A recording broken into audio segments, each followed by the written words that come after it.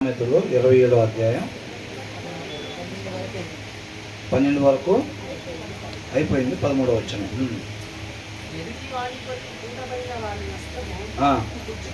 పుచ్చుకొనుము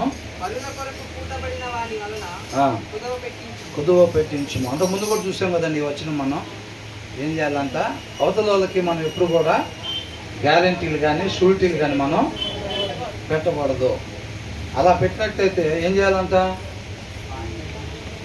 ఏదైతే షూరిటీ ఉంటారో, ఎవరి గురించి అయితే ఉంటారో ఆ షూరిటీ ఉన్న అతని దగ్గర దానికి సంబంధించిన వస్తువు ఏదైతే ఉందో ఆ వస్తువు తాకట్టు పెట్టించాలి. ఎవరి దగ్గర?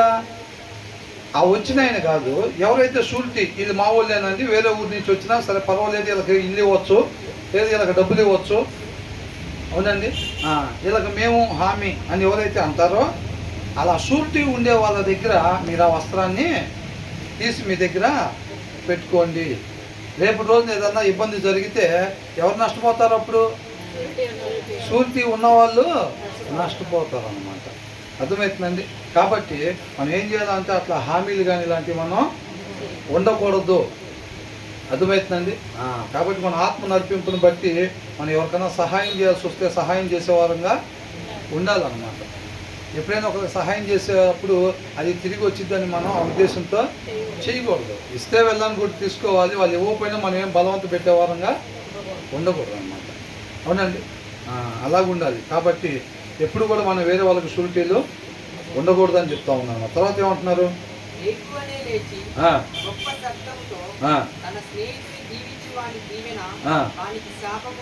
వారికి శాపముగా ఎంచబడును అని అంటున్నారు. ఉదయకాలంలో ఎంత ప్రశాంతంగా ఉంటుందండి. పొద్దున్నే లేచి చక్కగా దేవునితో సమయం గడిపేది అనమాట. యేసుక్రీస్తు వాళ్ళు కూడా ఏం చేసేవారు, ఇంకా చీకటిగా ఉండగానే లేచి చక్కగా వెళ్ళి ప్రార్థన, ఆ తండ్రితో పాటు సమయాన్ని గడపటం. ఏ సౌండ్ డిస్టర్బెన్స్లు కానీ మనకి మిగతా పనులు చేసుకునేటప్పుడు లేకపోతే ఆలోచన ఇలాంటింతా ఏం డిస్టర్బెన్స్ అవ్వకముందే చక్కగా దేవునితో సహవాసం అన్నమాట. ఆయనతో సమయాన్ని గడపటం, ఆయనతో సహవాసం చేయటం, ఆయన ఇష్టాన్ని తెలుసుకోవటం, ఆయన దగ్గర నుంచి ఆ బలాన్ని పొందుకొని ఆ డే మొత్తం కూడా మనల్ని పూర్తిగా ఉపేక్షించుకోగలిగే బలం అక్కడి నుంచి వచ్చింది అన్నమాట. ఉదయకాలం ప్రార్థన అందుకనే చేయమంటారు. మధ్యాహ్నం చేసుకోవచ్చు ప్రార్థన, కాకపోతే మధ్యాహ్నం చేసేదానికి ఉదయకాలం చేసేదానికి ఎంత తేడా ఉంటుంది, ఎంత డిస్టర్బెన్స్ ఉండిద్ది. అదే మర్చిపోయి మనం అది కడదాం అనుకున్నాం, ఇవాళ లాస్ట్ డేట్ అనిపిస్తూ ఉంటుంది. ఇవన్నీ కూడా మనకు మధ్యాహ్నాలు సాయంత్రాలు ఇవన్నీ కూడా గుర్తొస్తూ ఉంటాయి, డిస్టర్బెన్స్లు ఉంటా ఉంటాయి, అనేక పనులు ఉంటా ఉంటాయి. కాబట్టి పొద్దున్నే అనుకోండి చక్కగా మైండ్ కూడా ఫ్రెష్గా ఉంటుంది. కాబట్టి చక్కగా శ్రద్ధ కలిగి దేవునితో సహవాసం చేయటానికి అది ఒక మంచి సమయం అన్నమాట. అవునా, ఆ బలాన్ని పొందుకొని ఆ డే స్టార్ట్ చేసేటప్పుడు, అవునా, ఫైటింగ్కి వెళ్ళేటప్పుడు ఎప్పుడు అసలు ఫైటింగ్లో ఓడిపోయి ఏడాడిపడి వచ్చిన తర్వాత బలం తెచ్చుకుంటారా? ఫైటింగ్కి వెళ్ళే ముందే, అంటే ఆ ఫైటింగ్ కాదండి, మనం యుద్ధ పోరాటంలో ఉన్నాం కదండి. ఈ యుద్ధం చేయాలనే ప్రతి దినం కూడా విశ్వాసకి యుద్ధ పోరాటమే. మరి ఈ దినాన్ని మనం ఎదుర్కోవాలంటే ఈ దినం ఊరకనే ఉంటుందా? మనకి ఇవాళ డే స్టార్ట్ అవుతుందని అంటే అనేక ప్లాన్లతో రెడీగా ఉంటాడు అపవాది. అవునా, అనేక వలలు అనేక బాణాలు తెచ్చుకొని రెడీగా ఉంటాడు అనమాట. అందరి ముందు వేయటానికి ఒక దినం స్టార్ట్ అయ్యి ఆ దినాన్ని మనం ముగించేటప్పటికి అనేక సార్లు ప్రయత్నం చేస్తూ ఉంటాడు మనల్ని ఓడించడానికి ఆత్మీయ జీవితంలో. అవునా కదా? కాబట్టి ఆ దినం స్టార్ట్ అయ్యేటప్పుడే మనం చక్కగా ఆయనతో సహవాసం కలిగి ఉండి బాగా బలాన్ని తెచ్చుకోవాలన్నమాట. గుజరాత్ మీదకి వెళ్ళేటప్పటికే దావీదు ఎంత బలం, అవునా కదా? అప్పటికే బలాన్ని తెచ్చుకొని ఉన్నాడు. దేవుడితో సమయాన్ని గడపటం, ఆ బలాన్ని తెచ్చుకొని ఆ బలాన్ని బట్టి ధైర్యంతో ముందుకెళ్ళాడు. మనం కూడా డేని ఎలా ఎదుర్కోవాలంట, ఆ ఉదయకాలమే దేవుడితో మనం సహవాసం చేసి ఆయనతో అంటుకట్టబడి ఉంటే ఆయన అప్పుడు మనతో ఉంటాడనమాట. ఆ డే మొత్తం కూడా మనల్ని పూర్తిగా ఉపేక్షించుకోగలుగుతాం. మనల్ని మనం జీరో చేసుకోవాలంటే బలం కావాలి ఎప్పుడైనా. అవునండి. కాబట్టి మనల్ని జీరో చేసుకోవాలంటే కావాల్సిన బలం ఆయన దగ్గర ఉండిద్ది అనమాట. అది పొద్దున్నే తెచ్చుకొని ఆ డే మొత్తం మనం అనేది ఎక్కడ ఉండకుండా మన జీవితంలో చక్కగా దేవుడే మనల్ని నడిపించేటట్టుగా ఆయనకి మన జీవితం మీద అధికారం ఇచ్చి స్టార్ట్ చేయాలన్నమాట.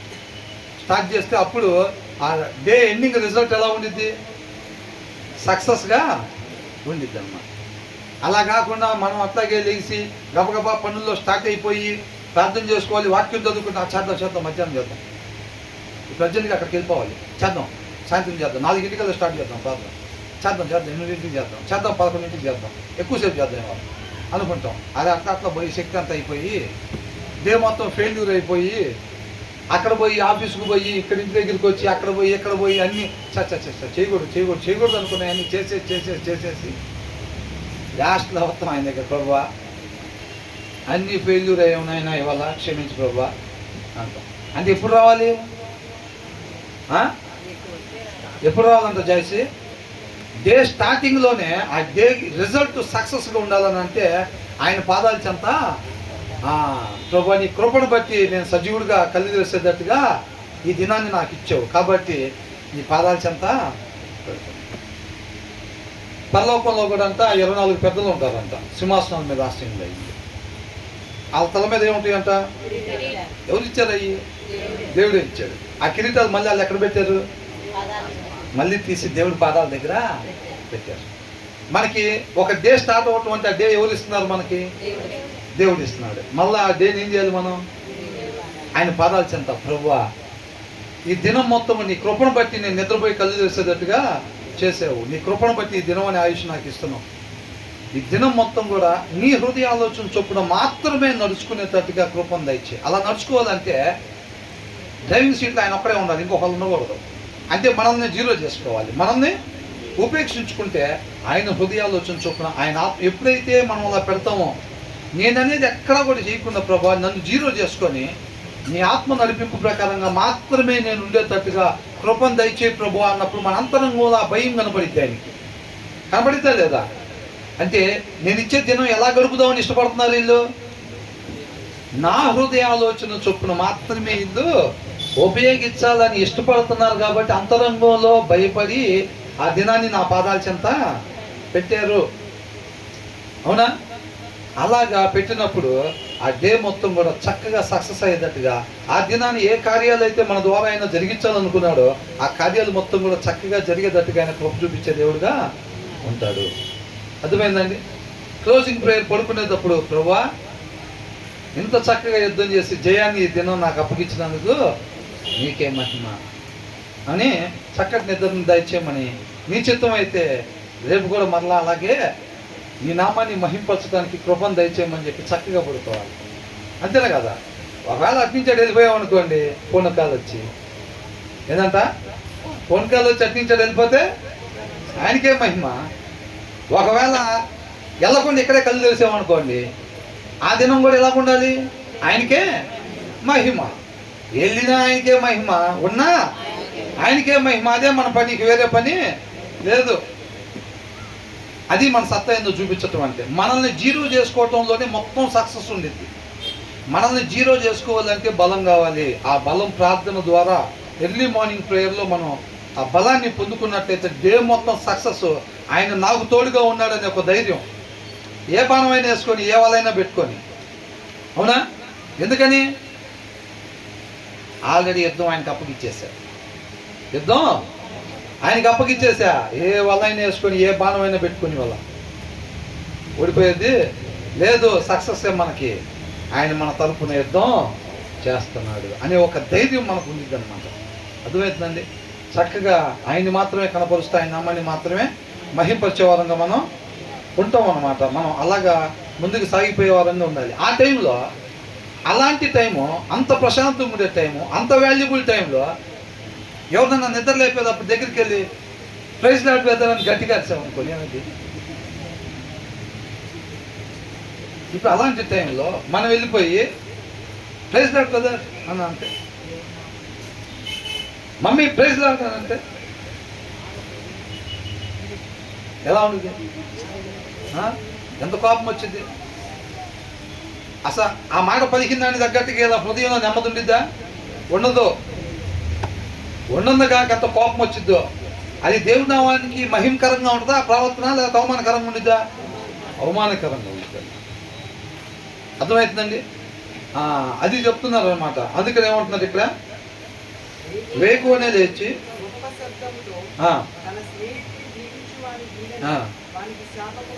గొప్ప శబ్దముతో ఏంటంట, if anyone loudly blesses their neighbour. ఎలాగంట?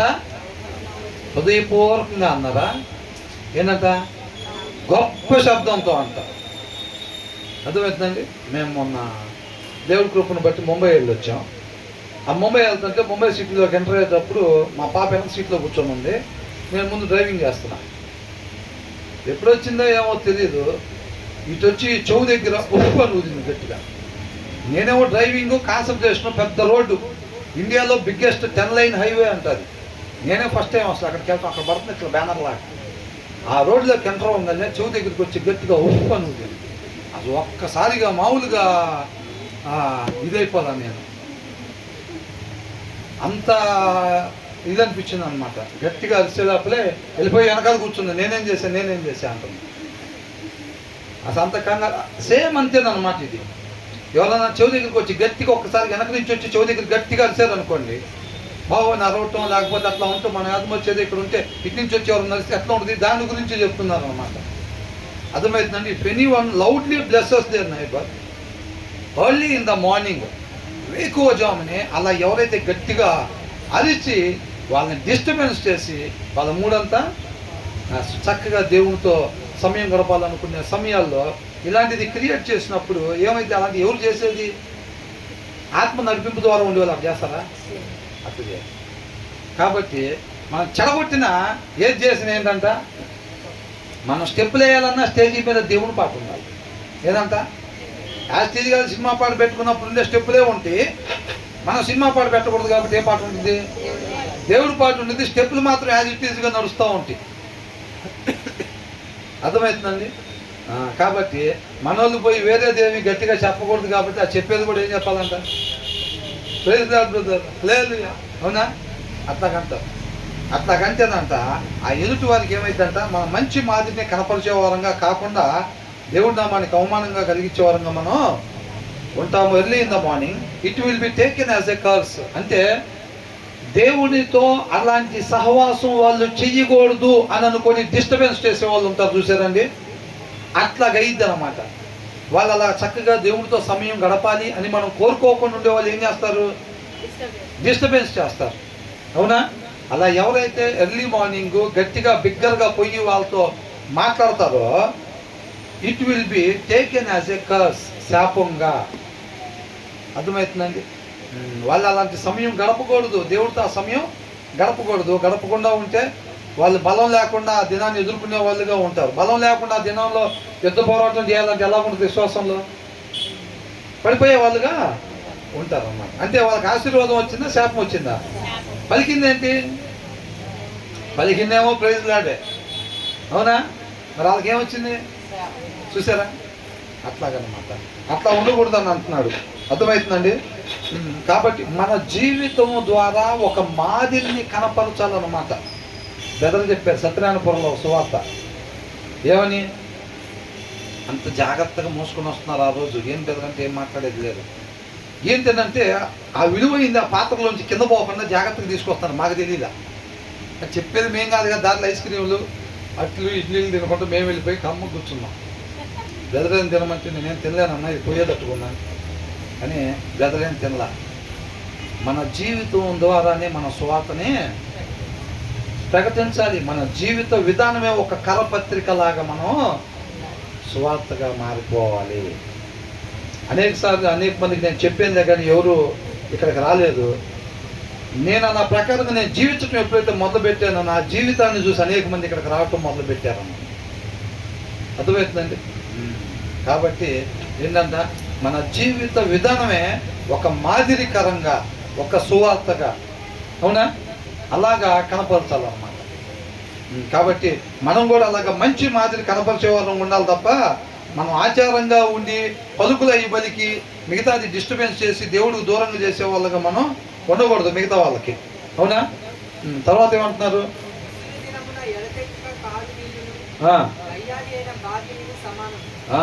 ఏంటంట? రెడీ అయిపోయి కూర్చుంటాం, ఆ వానేమో ఆగదు. ఏంటంట? రెడీ అయిపోయి కూర్చుంటాం, బయటికి వెళ్ళాలి, వాన మాత్రం ఆగదు. ఏంటి ఇది అసలు ఆగట్లేదే వెళ్దాం అనుకుంటే అని అనుకుంటాం. గయ్యాలి భార్యతో అయినా లేదంటే గయ్యాలి భర్తతో అయినా సరే ఉండటం అంతా ఎడదగని వాన లాంటిది. అర్థమవుతుందండి. కాబట్టి అందుకే ఈ వచనం ఎందుకు చెప్పారు మనకి? మనం అలా గయ్యాలలాగా ఉండకూడదు. మనం మంచి మాదిరిని కనపరిచే వారంగా మనం ఉండాలి. ఒకవేళ క్రీస్తు మగతనంగా వచ్చాడు కాబట్టి మనిషిలాగా వచ్చాడు, కరెక్టే. అదే మగతనంగా వచ్చాడు కాబట్టి అలాగున్నాడు. ఆనవులుగా ఒకవేళ వచ్చుంటే కనుక ఎలాగుండాలి, తప్పేం లేదండి ఆ మాటలో, అవునా? ఒకవేళ స్త్రీగా కానీ దేవుడు రావాల్సి వస్తే కనుక ఎలాగుంటాడో అలాగ మీరు ఉండాలి, అవునా? స్త్రీలు ఉండాలి. పురుషుడిగా వచ్చి ఆయన ఎలా మాదిరిని కనపరిచారో అలాగ మేము ఉండాలి. ప్రతి క్షణం కూడా మనం ఈ ప్లేస్లో సత్యమై ఉన్న దేవుడు ఉంటే ఎలా ఉండేవాడు, ఎలా చూసేవాడు, ఏం మాట్లాడేవాడు, ఎలాగా ఆ సృష్టికర్తతో సహవాసం కలిగి ఉన్నాడు, మనం కూడా యాస్టీస్గా అలాగా ఉన్నాడు.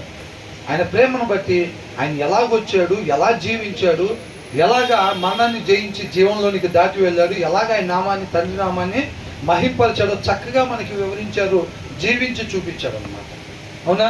చక్కగా మన వాక్యం చదివినట్లయితే మనకంతా కూడా పరిశుద్ధాత్మ దేవుడు మనకు తెలియపరుస్తూ ఉంటాడు.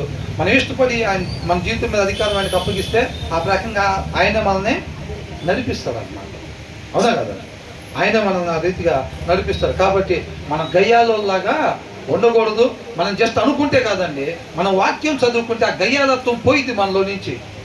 ఆయన వాక్యం ద్వారా కడుగుతాడు. వాక్యం ద్వారా కడిగినప్పుడు ఆ గయ్యాల తత్వం మనలో నుంచి పోయింది.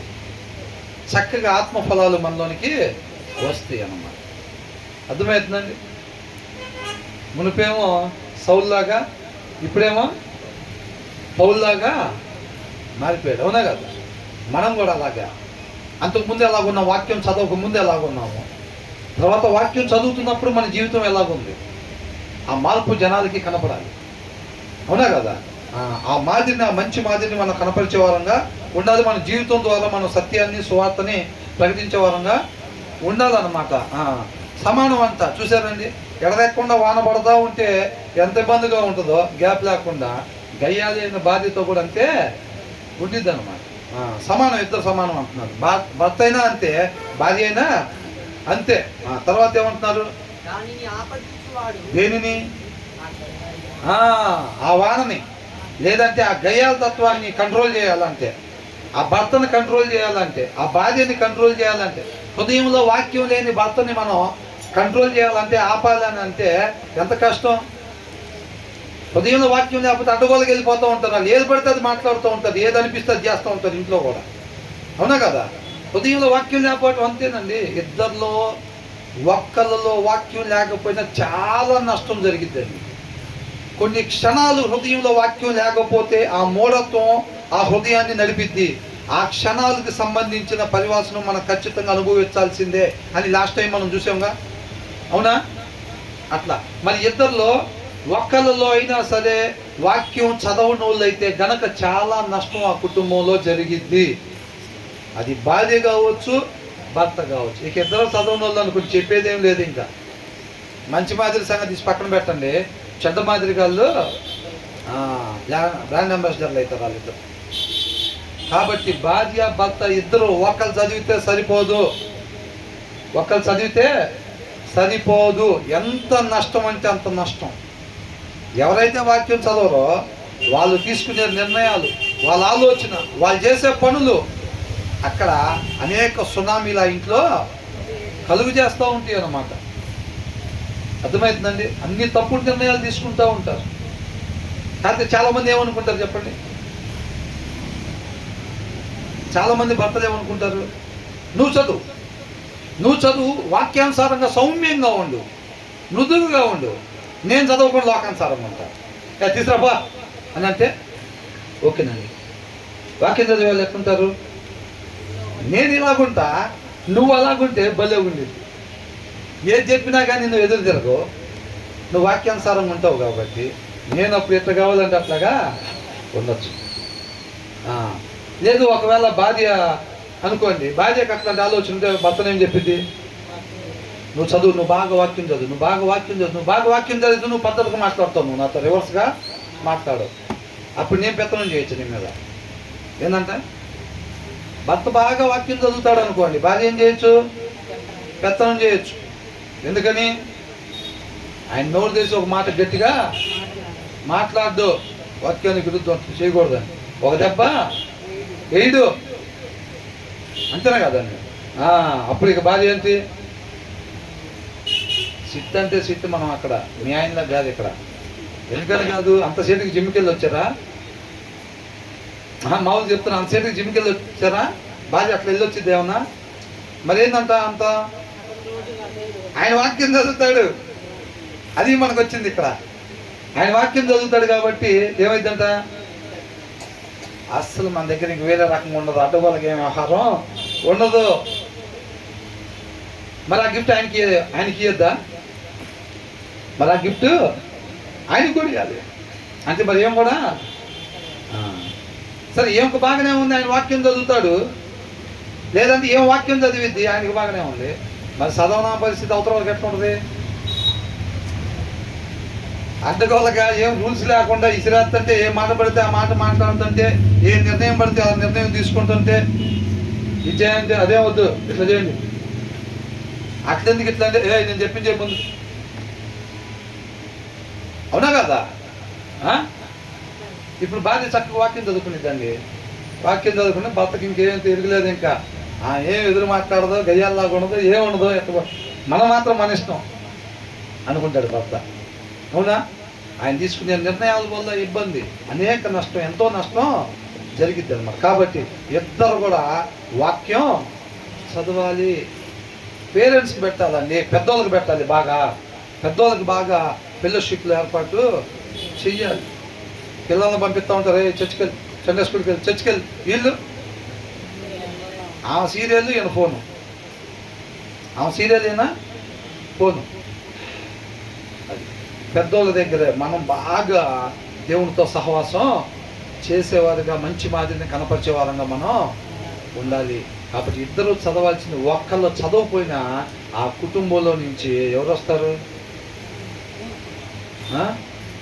ఈ ఏమన్నారు సిస్టర్?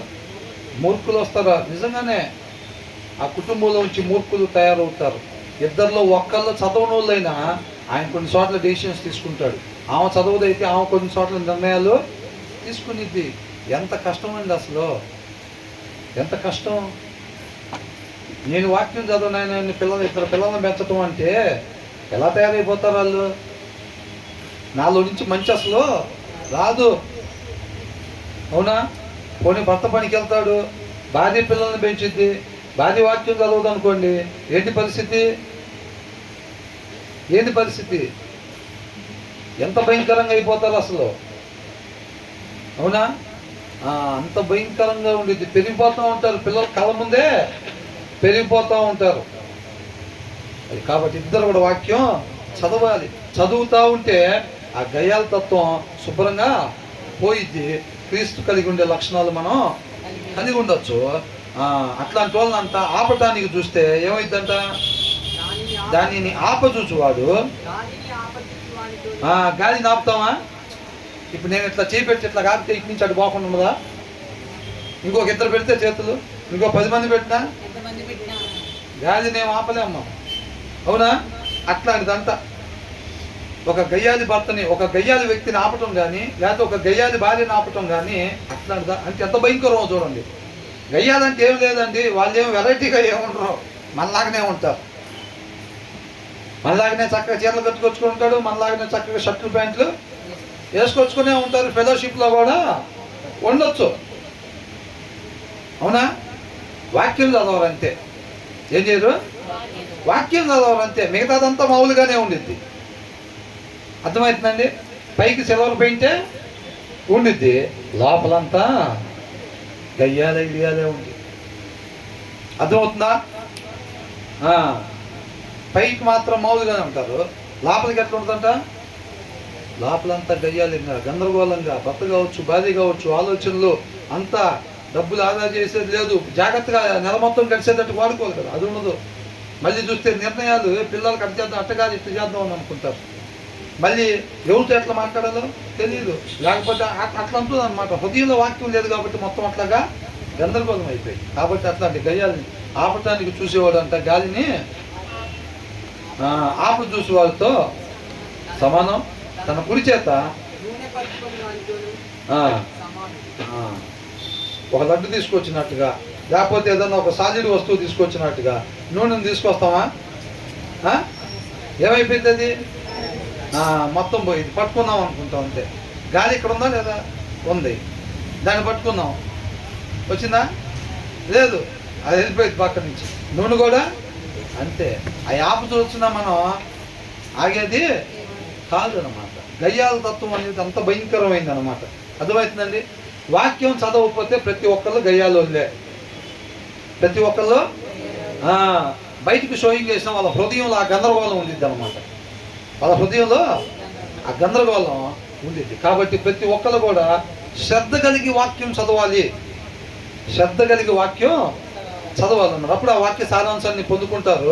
ఈ గయ్యాల తత్వం పోయి చక్కగా దేవుని లక్షణాలు కలిగి ఉంటాం అన్నమాట. తర్వాత ఏమంటున్నారు?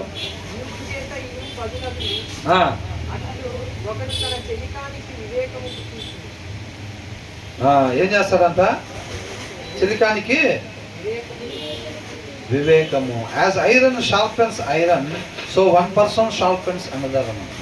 ఆ దినం సమీపించే కొలది సమాజంగా కూడుకుంటాం అనుకునక మరి ఎక్కువగా సమాజంగా కూడుకోవచ్చు. ఒకరినొకళ్ళు పురుకొలుపుకోవాలి ప్రేమ చేత. అలా గ్యాదరింగ్స్ అయినప్పుడు వాళ్ళు ప్రేమకు ఎలాగైతే ఆతిథ్యం ఇస్తారో, ప్రేమగా చక్కగా ఆత్మ కూడా నశించుకోకూడదు అని చెప్పి వాళ్ళందరికీ సువార్త తెలియపరుస్తారు కదా. ఒకరు పుట్టినరోజు కావచ్చు, పెళ్లి రోజు కావచ్చు, ఏదో ఒకటి గ్యాదరింగ్ పెట్టుకున్నప్పుడు ఏం చేస్తారు? వాళ్ళకి శాశ్వత జీవాన్ని తీసుకొచ్చే వాక్యాన్ని వినిపిస్తారు పాస్టర్ గారిని తీసుకొచ్చి. అంత మాత్రమే కాదు, వాళ్ళకి చక్కగా శరీరానికి కూడా మంచి ఆతిథ్యాన్ని ఇస్తారన్నమాట. చక్కటి ఆహారం పెట్టడం కానీ, వాళ్ళని ప్రేమగా పలకరించడం కానీ. అర్థమవుతుందా? కూర్చోవాలి, తొందరగా నువ్వు కూర్చో. వాళ్ళని ప్రేమగా మాట్లాడటం కానివ్వండి, చక్కటి ఆహారం, అవునా, ఇవన్నీ కూడా సిద్ధపాటు చేసి అక్కడి నుంచి వాళ్ళ ఇంటి దగ్గర నుంచి బయటికి వెళ్ళిన నాకు కూడా వాళ్ళని ఎంతో ప్రేమగా చూస్తారు. మనకేమనిపించింది? ఇప్పుడు మనం అనుకున్నట్టుగా ఎవరింటికన్నా మనం ప్రార్థనకి వెళ్ళామండి. వెళ్ళినప్పుడు అట్లాగా మనల్ని చూసి ఆ దేవుడి ప్రేమతో మనకు మంచి ఆతిథ్యాన్ని ఇచ్చి చక్కగా చూసి దేవుడి ప్రేమతో ప్రేమించి మనల్ని అక్కడి నుంచి పంపించినప్పుడు మనకేమనిపించింది? మనం కూడా అట్లా చేయాలి. మన అబ్బాయి పుట్టినరోజుకి మనం కూడా అలా చేయాలి. మన మ్యారేజ్ డేకి మనం కూడా అట్లాగా చేయాలి అని అనుకుంటారు. అంటే వాళ్ళకి ఏమయ్యారు? వీళ్ళని చూసి వాళ్ళు ఏమయ్యారు? పురుకొల్పబడ్డారు అన్నమాట. ఏమయ్యారు? పురుకొల్పబడ్డారు. కొంతమంది వాక్యానుసారంగా జీవించేటప్పుడు వాళ్ళని చూసినప్పుడు మనకేమనిపించింది? మనం కూడా అలా ఉండాలి. ఆ సమయాన్ని సద్వినియోగం చేసుకుంటున్నారు, వేస్ట్ చేసుకోకుండా వాళ్ళు. అవునా? దేవుడి నామాన్ని చక్కగా మహింపరుస్తున్నారు, ఆయన సంతోషపెట్టేవారుగా ఉన్నారు, సృష్టికర్తని. అవునా? కాబట్టి మనం కూడా అలా చేయాలి అని చెప్పి కొంతమంది జీవితాలు, కొంతమంది వాళ్ళ నోటి మాట ఏంటంట? జీవపు. కాబట్టి అది ఎదుటి వాళ్ళలో కూడా జీవాన్ని కలిగించింది అన్నమాట. ఏం వెనకాల దాక్కున్నాడు పోయి కనపడకుండా చేసుకో.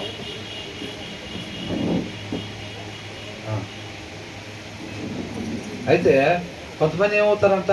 పులికొల్పబడతారు అన్నమాట, మేలుకొల్పబడతారు. అవునా?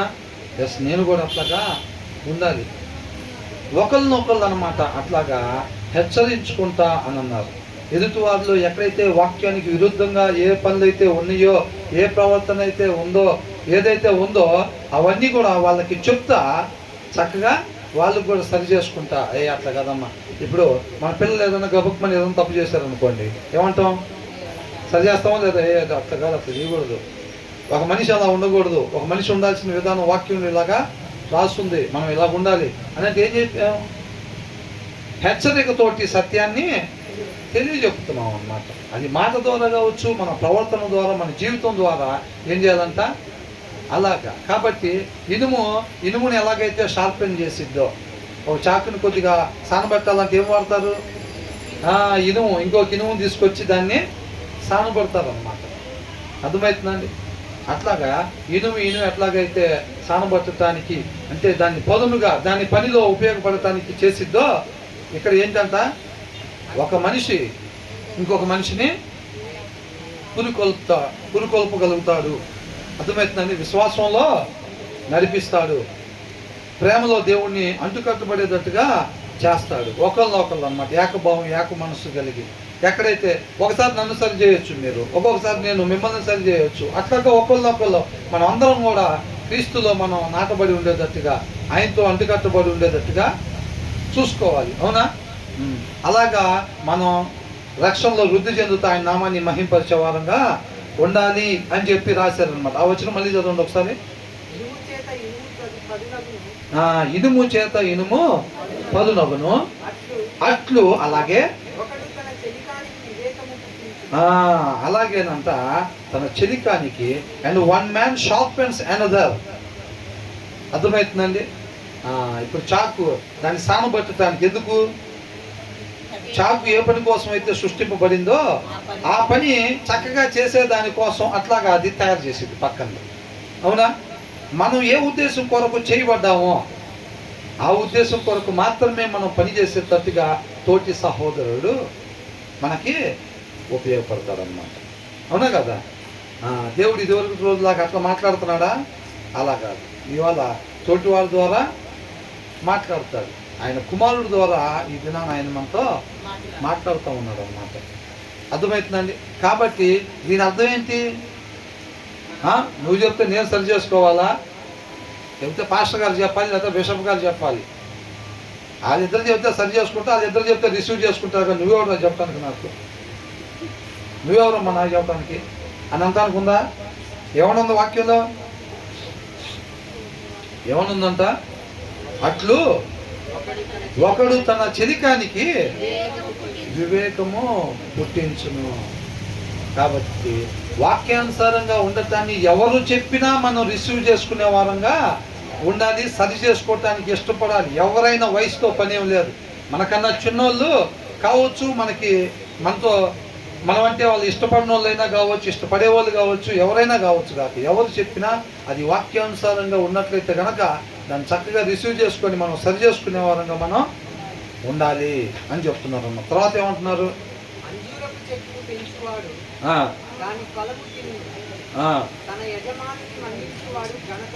13వ వచనంలో ఏం చూసాం? షూర్టీలు మనం ఉండకూడదు. 14వ వచనంలో మన జీవితం ద్వారా ఒక మంచి మాదిరిని, అంటే వాళ్ళ ఆత్మీయత వైపు నడిపించే వారంగా మనం ఉండాలి తప్ప వాళ్ళ ఆత్మీయతకి దూరం చేసే పనులు కానీ ప్రవర్తన కానీ మన జీవితంలో ఉండకూడదు. అర్థమవుతుందండి? మన జీవిత విధానం ద్వారా ఎదుటివారు దేవునికి దగ్గర అయ్యేటట్టుగా ఉండాలి తప్ప వేకువజామునే దేవునితో సమయం గడిపే సమయంలో పోయి మనం వాళ్ళని డిస్టర్బెన్స్ చేసేటట్టుగా, అర్థమవుతుందండి, అలాగ మనం ఉండకూడదు అనమాట. తర్వాత ఏమంటున్నారు? 15-16లో గయ్యాలంగా మనం ఉండకూడదు. అలాంటి లక్షణాలు ఉండకూడదు. చక్కగా వాక్యం చదువుకుంటే ఆ వాక్యం అయిన దేవుడు ఎలాగైతే ఉంటాడో అలాంటి ప్రేమ మనం కలిగి ఉండే వారంగా ఉంటాము. తర్వాత ఏంటంట? ఇనుము ఒకరినొకరు ఆత్మీయతలో వృద్ధి చెందించుకునేటట్టుగా, వివేకము కలిగించుకునే దాంట్లో, ప్రేమలో పురుకొల్పబడేటట్టుగా. అవునా? ఒక్కోసారి మనం ఏం చేస్తాం? వాక్యం చదువుకునే కొద్దిగా అట్లా ఉంటాం. ఎప్పుడైతే చక్కగా రోజు వాక్యం చదువుకునే వాళ్ళు ఆయన కృపను బట్టి అక్కడికి పంపిస్తాడు మనల్ని. అక్కడ పంపించి ఒక పావు గంట వాళ్ళ దగ్గర ఉండేటట్టుగా చేస్తారు. మనకే తెలీదు, అనుకోకుండా వాళ్ళ ఇంటి దగ్గర పనిపడి వెళ్తాం. వెళ్ళినప్పుడు ఏమైంది? వాళ్ళు ప్రతి దినాన్ని వాక్యం చదువుకుంటా వాళ్ళ మాట తీరు కావచ్చు, వాళ్ళ ప్రవర్తన కావచ్చు, వాళ్ళ విధానం ఇదంతా చూసేటప్పుడు ఏమైందంటే మనం పురుకొల్పబడతాం అన్నమాట. లేదురా, మనం కూడా అలా ఉండాలి. వాళ్ళ ప్రవర్తనకి మన ప్రవర్తనకి చాలా తేడా కనపడుతుంది, చాలా దూరం కనపడుతుంది. వాళ్ళు క్రీస్తుకు దగ్గరగా ఉన్నారు బాగా, మనం చాలా దూరంగా ఉన్నాం. మనం కూడా వాక్యం చదవాలి, మన ప్రవర్తన కూడా అలాగ ఉండాలి, మన మాట కూడా అలాగ ఉండాలి అని చెప్పి పురుకొల్పబడతాం అన్నమాట. దేవుడు ఆయన కృపను బట్టి మనల్ని అక్కడికి నడిపిస్తాడు అన్నమాట. అంతే తప్ప దాన్ని మనం దొంగిలించి ఆ మహిమని నేను అక్కడికి వెళ్ళినప్పుడు చూసి నేను నేర్చుకున్న ఆ దినాన్ని అప్పటి నుంచి డిసైడ్ అయ్యి నేను ఉంటున్నా. అట్లాగా ఆయన లేకుండా ఉంటావా? ఏ మనిషి వల్ల కూడా కాదు అది. అవునా? కాబట్టి మనం అలాగా చక్కగా తోటి వారిని ఒకరినొకరు మనం పురుకొల్పుకునేటట్టుగా మన జీవిత విధానం ద్వారా ఒకటే అవకాశం అండి, ఒకటే అవకాశం, ఒకటే జీవితం. క్షణం పోతే రాదు, మళ్ళీ క్షణం పోతే రాదు. ఈ క్షణం మనం ఏదైతే మంచి మాదిరిని కనపరచాలో అనేక మందికి నాకు చాలాసార్లు అనిపించేది. ఫస్ట్లో అనిపించినప్పుడు ఏంటి అందరూ పెద్ద వయసు వాళ్ళు ఉన్నారు ఇలా చెప్పి అసలు వీళ్ళు ఏం చేస్తారు వెళ్ళి ఒక అన్సాటిస్ఫాక్షన్ ఉండేది. అంతే, తెలియదు. నేను కూడా మనిషినే కదండి. అవునా? ఇక్కడ మిస్టర్ పర్ఫెక్ట్లు ఎవరు లేరు. ఫస్ట్లో నేను అంతకుముందు వేరే దగ్గర చెప్తాకి వెళ్ళినప్పుడు 3 ఉండేవాళ్ళు లేదా 4 ఉండేవాళ్ళు. నేను ప్రిపేర్ అవడానికి చాలా టైం పట్టేది. నాకు అసలు కొత్త కదండి ఇప్పటికైనా. కొత్త చాలా టైం పట్టేది ప్రిపేర్ అవటానికి. వెళ్ళి నుంచుంటే అక్కడ 3 లేదా 4 ఉండేవాళ్ళు. ఏంట్రా అంతసేపు కష్టపడితే 3 ఉన్నారేంట్రా బాబు ఇక్కడ అని అనుకునేవాడిని. సరే నువ్వు ఎట్లా అనుకుంటున్నావా అని దేవుడు కరెక్ట్గా 3వ నెలలో తీసేశాడు. ఇంక అక్కడి నుంచి తర్వాత చెప్పడానికి లేకుండా పోయింది. మరి ఒక మూలబడి ఏడుతున్నట్టుగా దేవుడికి ఏమైనా వినపడిందేమో. తర్వాత ఏం చేశాడంటే చిన్నగా మళ్ళీ ఆయన కృపను బట్టి అలాంటి ప్రేమ కలిగిన బ్రదర్ దగ్గరికి పంపించాడు దేవుడు. అవునండి. నేను జ్ఞానంతో ఎత్తుకున్నాను, నా బ్రదర్ దగ్గరికి వెళ్ళానని అనుకుంటే మాత్రం గుడ్డిస్తున్నానే. ఆయన కృపను బట్టి అలాగే నడిపించాడు. బ్రదర్ తెలీదు, నాకు తెలియదు ఏం జరగబోతుంది, తర్వాత ఇన్ని దినాలు ఇలా జరిగిద్దని కూడా ఏం తెలియదు. ఇక తర్వాత వచ్చిన తర్వాత చెప్తుంటే ఫస్ట్లో అమ్మ ఆయన కృపను బట్టి నన్ను కూడా నిలబెట్టుకున్నాడు. నాకు లేదనుకున్న ఈ అవకాశం పిల్లలకన్నా వస్తే బాగుండని కోరుకునేవాడిని. సరే నన్నే తిరిగి బట్టి మాట్లాడటం రాకపోయినా నత్తున్నా సరే దేవుడు ఏదో కష్టపడుతున్నాడులే అని అనుకున్నా, సంతోషపడ్డా. తర్వాత ఏం చేస్తాం, ఇక తర్వాత చూస్తే అంతా పెద్ద వయసు వాళ్ళే. ఇక మిగతా వాళ్ళు ఎవరు లేదు, ఇక వచ్చేవాళ్ళు అంతా పెద్ద వయసు. అది వీళ్ళకి చెప్తే వీళ్ళు జాగ్రత్త ఇంటి దాకా నడుచుకుంటూ వెళ్తే అంతంత మాత్రం లాగా ఉంది. వీళ్ళు ఇంటికి వెళ్ళి ఏం చేస్తారు, ఇక రోజు ఏం చేయాలి, ఇక ప్రిపేర్ చేయటం, దేవుడు అక్కడ పంపించడం, వాళ్ళకి చెప్పు అని అంటున్నా. సరే ఫస్ట్లో అంటే తర్వాత ఏమో నిండిపోతారు, ఏమన్నా అర్థాకి నిలబడతారని అనుకుంటున్నాను. తర్వాత ఇంకేమో లేదు, నెలలు పైన సంవత్సరాలు దాటుతున్నా అదే వస్తున్నారు, చిన్నగా మెట్లు ఎక్కుంటూ వస్తున్నారు వీళ్ళే. బాబు సరే ఆయన ప్రణాళిక ఏదో ఉండదు, మనకు అర్థం కాదు, మనకు అర్థం కాదు, కానీ కార్యం జరుగుతూ ఉంటుంది. తర్వాత దేవుడు మనం చదువుకోలేకపోయినా, ఇక్కడ చదవటం రాకపోయినా మన కోసం చదివి చైనా పంపిస్తాడు ఎవరో ఒకళ్ళు. అంటే ఓహో అందుకు చదివానే మనకు కూడా తెలియదు అని అనుకున్నాం. తర్వాత అట్లా అయింది. తర్వాత ఏమైంది, పెద్ద వయసు వాళ్ళు కొద్దిగా అట్లా ఉండి తర్వాత పిల్లలు రావటం మొదలు పెట్టారు. అంతా జడ్సను, జాయిసి, ఆనంద్, సోని, మెర్సీ, నన్సీ, ఇక అందరూ ఎంతే ఉన్నారు వీళ్ళందరూ. అయితే పెద్దవాళ్ళు చెబుతున్నావు నడలేని వాళ్ళకి, లేకపోతే ఇప్పుడిప్పుడే ఇంకా స్టార్టింగ్ 15 సంవత్సరాల లోపల చెబుతున్నాను బాబు అని అనుకున్నా. తర్వాత ఈ మధ్య వాక్యం చదువుకుంటూ ఉంటే అప్పుడు అనిపించింది నాకు, మనం రేపో మాపో ముగిసిపోయింది మన జీవితం, తర్వాత తరం వీళ్ళు భవిష్యత్తు వీళ్ళే. అలాంటి వాళ్ళకి చెప్పడానికి ఆయన కృపను బట్టి ఈ జనరేషన్లో మనల్ని నిలబెట్టుకున్నాడు. అది నెక్స్ట్ జనరేషన్ కదా. అది తర్వాత మనం వెళ్ళిపోయిన తర్వాత కూడా వాళ్ళు ఒక 80 ఏళ్ళు వాళ్ళు ఉండేవాళ్ళు.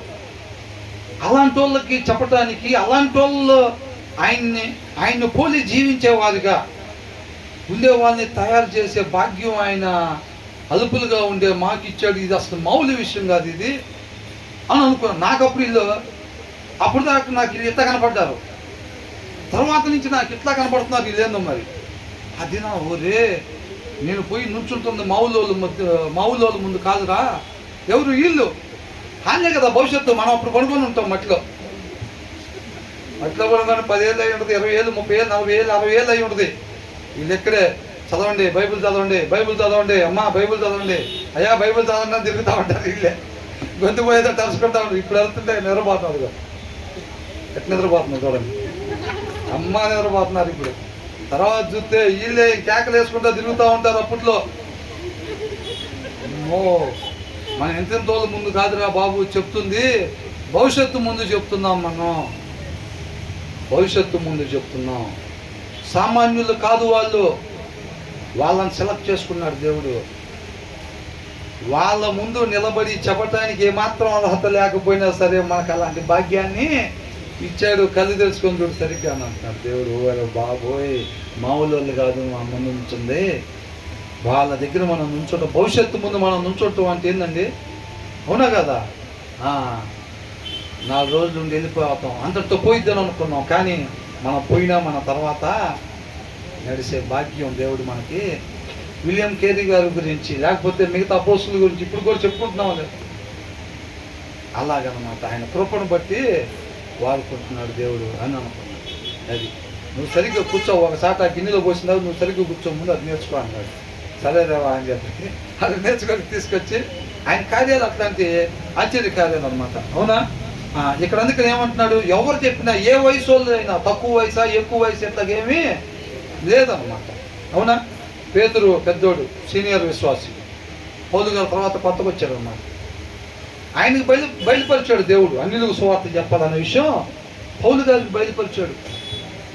పేతురు ఏమన్నాడు, మనం వెళ్ళకూడదు, వాళ్ళు ముట్టకూడదు, అసలు వాళ్ళతో మాట్లాడకూడదు, వాళ్ళతో భోజనం చేయకూడదు అని అన్నాడు. లేదు, దేవుడు చెప్పాడు అట్లాగా అని. అంటే వాళ్ళిద్దరికి అక్కడే కొంచెం తర్కం.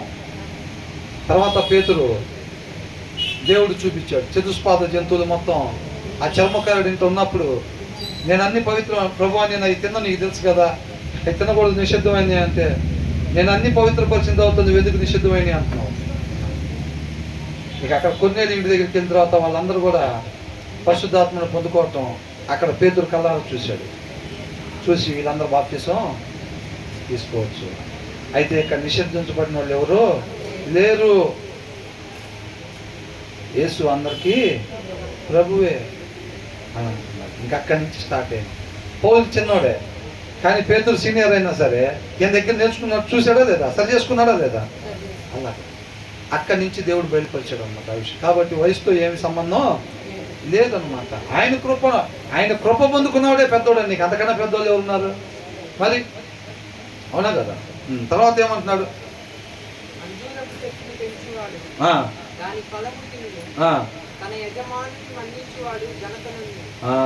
చూసారండి, అంజూరపు చెట్టు ఏం చేయాలంట, అంజూరపు చెట్టు ఏం చేయాలి, పెరగాలంటే పెరిగిపోయిద్దా, మరి ఏం చేయాలి, దాన్ని చక్కగా పాదులు చేసి నీళ్లు పోసి ప్రతిరోజు చెక్ చేసుకుంటా ఎలాగుంది, అది ఏమైనా మేకలు తినేసిందా లేకపోతే ఏమైంది, దాన్ని కంచేసుకుంటా దాన్ని జాగ్రత్తగా పెంచుకోవాలి. అలాగా పెంచుకునే వాళ్ళు ఏం చేస్తారంట, దాని ఫలములు తింటారు అని అంటున్నారు అన్నమాట. The one who guards a fig tree will eat its fruit, and whoever protects their master will be honored అని అంటున్నారు. అంజూరపు చెట్టు చూసేవాళ్ళు అంటే దాన్ని తినొచ్చు అంట. తర్వాత ఏంటంట, తన యజమానుని మన్నించువాడు ఘనత నందును. మన్నించువాడు అంటే ప్రొటెక్ట్ చేసేవాడు అని. అప్పట్లో ఇదంతా ఏంటి, రాజ్యాలు ఒకదాని మీద ఒకటి యుద్ధానికి వెళ్ళటమేనమాట. అవునా. దావీదు సౌలు దగ్గరికి వచ్చినప్పుడు ఒకసారి మంచం మీద పడుకొని ఉన్నాడు. అక్కడ పడుకొని ఉన్నప్పుడు ఆయనకి రైట్ హ్యాండ్ ఉండేవాడు సౌలుకి. ఎవరు, చాలా రోజులైంది కదా బ్రదర్ అంటారా, సౌలుకి రైట్ హ్యాండ్ ఎవరు, ఇష్బోషెత్ అంటున్నారు. యోవాబు దావీదుకి. ఇంకా ఏం సూర్య అల్మార్లన్నీ ఎదుగుతున్నావా. తర్వాత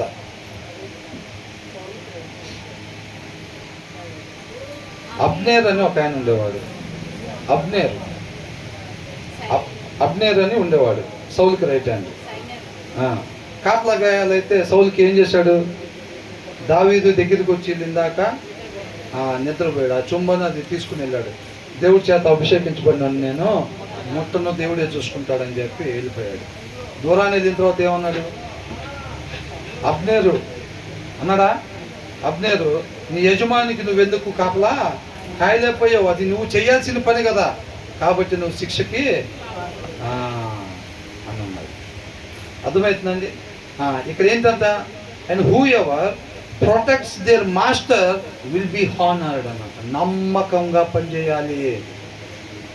నమ్మకం కోల్పోయావు, నిన్ను నమ్మి పెట్టాడు ఆయన పక్కన, అంతమందిలో నిన్ను నమ్మి పక్కన పెట్టుకున్నాడు, ఆయన రక్షిస్తావు కాపాడుతావు అని చెప్పి. ఏం చేశాడు, నమ్మగా నిద్రపోయాడు అంట. అవునా, అంటే ఏం చేశాడు మరి, అవునా కదా. కాబట్టి ఇక్కడ ఏమని అంటున్నాడు, ఒక ఫిగ్ ట్రీ అంటే అంజూరపు చెట్టు కదా, అంజూరపు చెట్టుని ఎలాగైతే సంరక్షించుకుంటా దానికి కావాల్సినవి చూసుకుంటా దాన్ని జాగ్రత్తగా పెరిగి దాని పండ్లు వచ్చేటట్టుగా చూసుకుంటారో వాళ్ళే దాని ఫలాన్ని తింటారు అన్నమాట. ఎంత బాగుంటాయండి అవి, అవునా.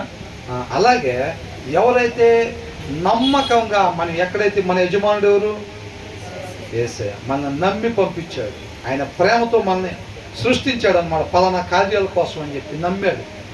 ఫస్ట్లో ఏం చేశారు, అవ్వ నమ్మితే గుండెల మీద తన్ని, అవునా. ఆదాము కూడా అలాగే చేశాడు. మన ముందు కూడా ఉంది వాళ్ళ అదే పరిస్థితి అనమాట. నమ్మకంగా మనం ఉండాలి. ఎలా ఉండాలంట? నమ్మకంగా బల మంచి దాసుడా అనేటట్టుగా మన జీవిత విధానం ఉండాలి. అంతం వరకు కూడా ఇక చాలురా అన్న దాకా ఎలాగుండాలంట? నమ్మకంగా నా యోగుని చూసావా అన్నట్టుండాలి. అర్థమవుతుందండి? అది ఉండాలన్నమాట. ఎప్పుడైనా ఆ ఆశ ఉండాలి. దేవుడు ఇక తిరిగి రమ్మని పిలిచేదాకా కూడా బలా నమ్మకమైన దాసుడా అనేటట్టుగా అనిపించుకునేటట్టుగా నమ్మకంగా మనం ఉండాలి అని అంటున్నాడు అన్నమాట. అది చెప్తా ఉన్నారు. నమ్మకంగా ఆయనకి నమ్మక ద్రోహం చేయకుండా నమ్మకంగా ఉండాలంటే ఏం చేయాలి? వాక్యాన్ని చక్కగా ఆయన ఎలాగైతే జీవించాడో, తండ్రి మాట ప్రకారంగా జీవించి ఆయన నామాన్ని మహింపరిచాడు కాబట్టి మనం కూడా ప్రతి దినము కూడా ఉదయాన్నే లేచి చక్కగా ఆయనకి ప్రార్థన చేసుకుంటా ఏం చేయాలి? వాక్యము చదువుకొని మనలో చెడులు మొత్తం కూడా తీసేసుకొని ఆయన గుణలక్షణాలు డౌన్లోడ్ చేసుకుంటా ఆయన ఆత్మ నడిపింపు ప్రకారంగా ఏ ఉద్దేశం కొరకు మనం సృష్టింపబడ్డామో ఆ ఉద్దేశం కొరకు మాత్రమే జీవించి ఆయన నామాన్ని మహింపరిచే వారంగా ఉండాలి. అది అంటున్నాడు. అలాగా నమ్మకంగా మనం ఉండాలి తప్ప నమ్మక ద్రోహిలాగా ఉండకూడదు. మనం నమ్మేవారన్నా ఒకటి చెప్పగానే అది పోయి ఊరు మొత్తం చెప్పొస్తే ఏమైంది? ఎవడి గురించి చెప్పాడు కాదు, వీడు మాత్రం నమ్మక ద్రోహి, వాడిని నమ్మకూడదు. వాడికి తెలిసిన విషయం బయటికి చెప్పాడా లేదా అంటే వీడు నమ్మేవాడు కాదు. అట్లా కాకుండా మన నమ్మకంగా ఆత్మీయతలో కావచ్చు, పనిచేసే దగ్గరైనా మనల్ని నమ్ముకొని ఎవరైతే ఉద్యోగం ఇస్తారో, అది పొలం పనే కావచ్చు, ఆఫీస్లో పనే కావచ్చు, ఇంటి దగ్గర పని కావచ్చు, ఏదైనా కావచ్చు, ఏ కార్యమైనా కావచ్చు. అర్థమైనా? కొంతమంది ఏం చేస్తారు? ఒక సూపర్వైజర్ని నమ్మి ట్రాన్సాక్షన్స్ దగ్గర కూడా పెడతారు. 5,000 10,000 దగ్గర నమ్మకంగా ఉంటారు. 5 లక్షలు తీసుకెళ్తారే పలానాయనకి ఇచ్చేసాయి అని అనగానే ఏం చేస్తారు? కొంతమంది ఒక కట్టుకొని వస్తారు. దారిలో ఇవ్వడం కొట్టి లాక్కెళ్ళాడు. ఏం చేస్తారు? 5 లక్షలు ఉంటే సెట్ అయిపోవచ్చు. ఎప్పుడు కొత్త ఈయన దగ్గర 15,000 జీతం, 5 లక్షలు కావాలంటే ఎప్పటికి వచ్చేది? ఇప్పుడు ఒక్క చిన్న షోయింగ్ చేసే నీతి తప్పేమంటే ఏమైంది? 5 లక్షల మందే ఆయన దగ్గర 7 సంవత్సరాలు చేసాం కదా, కేసు గీసుకోడు, ఏమి పెట్టడు. ఆయన దగ్గర చాలా డబ్బులు ఉంటాయి. 5 లక్షలకి ఏం పెడతాడు? 7 సంవత్సరాలు చేసేదే నా దగ్గర అని చెప్పి వదిలిపెట్టేస్తాడు. నన్ను ఉద్యోగంలో తీసేసి ఆయన 5 లక్షలతో సెట్ అయిపోవచ్చు అని అనుకుంటారు. ఏం చేస్తారు కొంతమంది? అందుకనే నమ్మక ద్రోహం చేస్తారు. అర్థమవుతుందండి? కాబట్టి 5 లక్షల దగ్గర, 50 లక్షల దగ్గర, 5 కోట్ల దగ్గర, 50 కోట్ల దగ్గర అతని తాటి దగ్గర మనం జీవాన్ని కోల్పోయే వారంగా ఉండకూడదు. అపవాది ఏం చేస్తాడంటే మన ముందు ఇదిగో 5 లక్షలు ఏంటంట జడ్సన్, అపవాది ఏంటంట? ఇదిగో 5 లక్షలు, 5 కోట్లు, ఎవడో వచ్చి నన్ను కొట్టి లాక్కెళ్ళాడంటే 5 కోట్లు నీ అయిపోతాయి వాటి నుంచి అని అంటాడు. అయిపోతాయి మన నిజంగానే వాళ్ళు జాలి తెలిసి వదిలిపెట్టేస్తారు. అన్ని కోట్లు ఉన్న యజమానుడు నమ్మకం చేసాడు, మన దగ్గర 10 సంవత్సరాలు చేశాడు, తర్వాత ఇట్లా అయింది, ఏమో వాడిని కొట్టి తీసుకెళ్లాడు, వీడియో తీసుకెళ్ళాడు, పానీ 10 సంవత్సరాలు పనిచేసాడు వాడు మన దగ్గర అని అనుకుంటారు. వాళ్ళు వదిలిపెడతారు. ఏం పోయింది మన దగ్గర? జీవం పోయిందే. అపవాది అది పని చేసేది. ఏం చేస్తాడు తెలుసా? నీ ముందు ఇదిగో అని ఒకటి పెట్టి ఆడిస్తున్నాడు అంటే ఏం చేస్తాడు తెలుసా? నీ దగ్గర ఒకటి తీసుకుంటాడు, నీ దగ్గర విలువైన దాన్ని తీసుకుంటాడు. అపవాది అంటాడు. దేవుడు మనకి ఏదైనా ఇచ్చినా దేవుడు మన దగ్గర నుంచి ఏది కూడా తీసుకోడు, ఏది ఆశించి దేవుడు చేయడు. కానీ అపవాది మన ముందర ఏది పెట్టి ఆడిచ్చినా సరే ఏం చేస్తాడంటే మనం 5 కోట్ల కోసం దాని ప్రకారంగా మనం చేసేవాడు. బలం లేదనుకోండి ఏం చేస్తాం? వాక్యం చదవట్లా, ఆఫీస్కి వెళ్ళాము, 5 కోట్లు ఇక్కడ తీసుకెళ్ళి అక్కడ ఇమ్మన్నారు, బలం సరిపోదు, ప్రతి అడిగికి ఇద్దామా వద్దా, నొక్కేస్తే పోయిద్ది, ఇంకొక అడిగేస్తే నొక్కేస్తే పోయిద్ది, నొక్కేద్దాం కా తిరగలేదు ఇంకా అంతే, వేసేద్దాం నొక్కేద్దాం. 5వ అడుగు ఆటోమేటిక్గా పక్కకి పడిపోయాడు. ఎందుకని? బలం లేదు, పడిపోయాడు. అవునా? జీవం పోయింది, అంతే, జీవం పోయింది. అవునా? మనం అలాంటి వాళ్ళంగా మనం ఉండకూడదు. ఎక్కడైతే పని చేస్తున్నామో అక్కడ నమ్మకంగా మనం ఉండాలి. నమ్మకంగా పనిచేసే వారంగా మనం ఉండాలి. కష్టపడి పనిచేసే వారంగా ఉండాలి. ఓనర్ గారు లేరు కదా, ఓనర్ గారు లేకపోతే మనం ఏం చేస్తాం? కొంతమంది ఓనర్ గారు వస్తే చకచకా చేస్తూ ఉంటారు. ఓనర్ గారు చూస్తుంటే ప్రమోషన్ ఇస్తాడేమో అని. ఓనర్ గారు వాళ్ళు రావట్లేదంటే అది అక్కడ కూర్చుంటాడు. అదే ఏంద్రా ఈ పని చేయరా అంటే చేద్దాం ఇప్పుడు చూస్తున్నాడు మనల్ని. ఇప్పుడు మనం పని చేసిన మనల్ని చూసి గుర్తించి ప్రమోషన్ ఇచ్చేవాళ్ళు ఎవరు ఉన్నారా ఇక్కడ అని అనుకుంటాడు. అదే ఓనర్ గారు వస్తున్నారు అంటానంగానే గబగబా చేసి కొద్దిగా మొహం మీద నీళ్ళు చల్లుకొని చెమటలాగా అబ్బా అటు చేసి చేస్తూ ఉంటారు వాళ్ళు. అవునా? వాళ్ళ ఓనర్ గారి హృదయాన్ని కూడా మార్చే ఆయన ఆ ఓనర్ గారు. అవునా? ఆయన రాజు దగ్గర ఉందా? ఎస్తేరు బతికిద్దో లేదో, రాజు హృదయాన్ని మార్చేవాడు దేవుడు. అవునా? ఆయనకి భయపడాలి. ఆయన చూస్తున్నాడా లేదా? మరి ఆయన నిన్ను పెట్టుకొని జీతం ఎంత ఇస్తాను, నువ్వు ఈ టైం నుంచి ఈ టైం దాకా పని చేయాలి, ఇలా పని చేయాలని చెప్పాడా లేదా? మరి చేయాలా లేదా? నమ్మకంగా పని చేయాలి. ఏంట్రా వాళ్ళందరూ కూర్చున్న, ఈ పిల్లడు ఎవరు ఇట్లా పని చేసుకుంటున్నాడు, ఈ అమ్మాయి ఎవరు ఇట్లా పని చేసుకుంటుంది, ఆంటీ గారు ఎవరు అట్లా పని చేస్తున్నారు, క్రిస్టియన్స్ ఏంటి వాళ్ళు, ఏదో డౌట్గా ఉంది, ఏదో కనుక్కో అని అంటే అడిగితే ఏం చెప్పాలి? ఏం పేరంటే ఎస్తేరని చెప్పాలా లేదా? చెప్పాలంతే. తెలుసుకుంటారా లేదా? ఎంత గొప్ప భాగ్యం అండి అంతమందిలో క్రీస్తుని కనపరచడానికి ఆయన చూపిన కృపకి. అవునా లేదా? నమ్మకంగా పనిచేయాలి. ఓనర్ గారు ఉన్నా లేకపోయినా ఏదైతే మనం పని చేయాల్సింది ఉందో ఆ పని మనం చెయ్యాలండి. నిత్యము ఆయన చూస్తూ ఉంటారన్నమాట. అర్థమవుతుందండి? కాబట్టి వాళ్ళు చూస్తున్నారు వీళ్ళు చూస్తున్నారని కాదండి, మనం చేయాల్సిన పని మనం చెయ్యాలి. అది ఆత్మీయంగా అయినా ఎక్కడైనా సరే ఆ పని మనం చేసే వారంగా ఉండాలి. తగిన సమయంలో బహుమానం మనకి దేవుడు ఇస్తాడనమాట. కాబట్టి ఇంతటితో మనం ముగిద్దాం. మిగతా తర్వాత ధ్యానించుకుందాం. దేవునికి మహిమ.